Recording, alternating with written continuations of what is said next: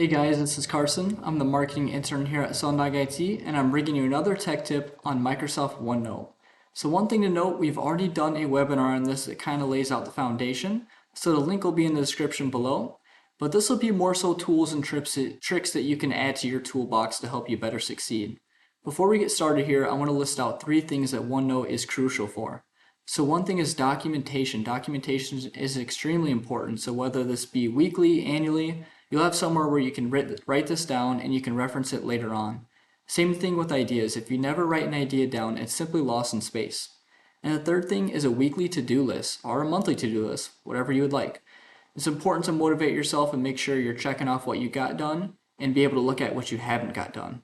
So with that in mind, let's get started.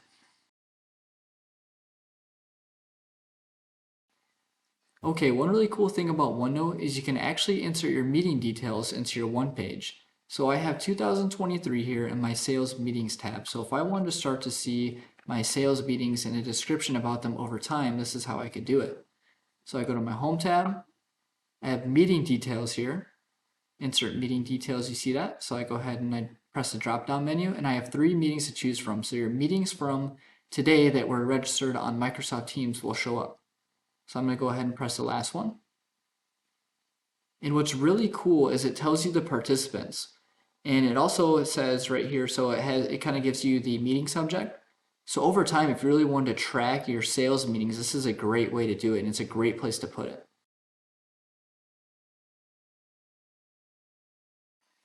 All right, so the next tip is going to be flagging Outlook tasks. So let's say I'm in my OneNote here. I was just in a meeting. I took notes on the entire meeting. The last note is a course of action that I need to take, but I don't want to forget this. So no problem, we go into Home tab here, Outlook tasks, and you see that there's a couple set of options. So there's today, tomorrow, this week. So whatever option you pick, it'll remind you from today's date, from a week from now, this week, next week. So you can kind of create that option for yourself, but it'll remind you in your Outlook to go ahead and complete this task. So I'm just going to do tomorrow. Let's keep it simple. And in here, I also have another one that I would like to tag as well. So I'm going to go ahead and tag this one as well, just so you guys can kind of see. And I'll do this one tomorrow as well. Now let's go ahead and let's pull up our Outlook.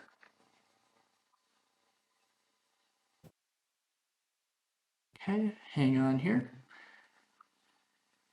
Okay, so I got my Outlook. You're going to want to press this blue to-do check mark here.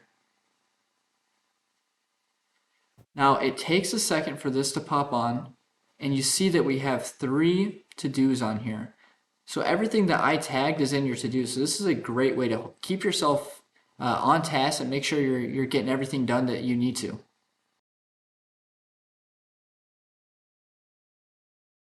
All right, so we all know that idea that we had last week that was the greatest idea in the world, but we forgot it. We never written it down, so it's never going to take our business to the next level. So this is where OneNote is an extremely helpful hand. So what it does is we can write our ideas down here, and we're able to look back at it later on, so we make sure we're never leaving anything in the dust. Nothing ever gets forgotten. So one thing here is I have ideas 1 and ideas 2.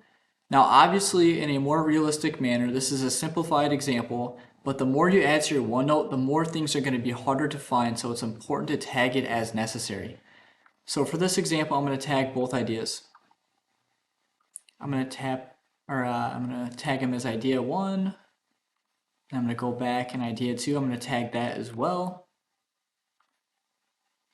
Okay, so now I'm going to show you an easy way where we can find things as they're related to their tag.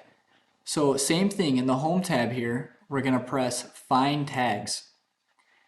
And here you can easily see you have your Outlook tasks and you also have your ideas. So everything is broken down very easily for you. So it's up to you on how well organized you want your OneNote. I suggest you make it as organized as possible.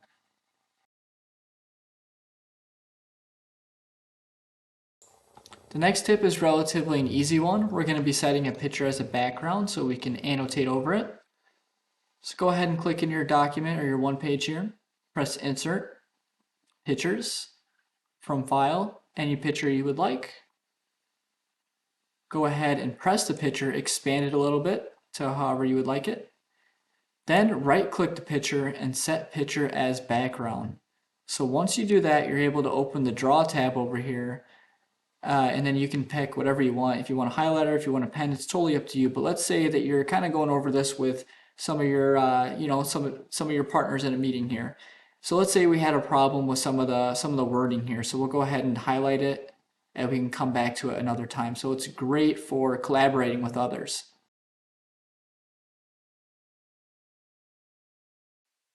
For the last tip of the day, it's all about protecting your documents at the end of the day. So that's what we're going to be covering for the last one.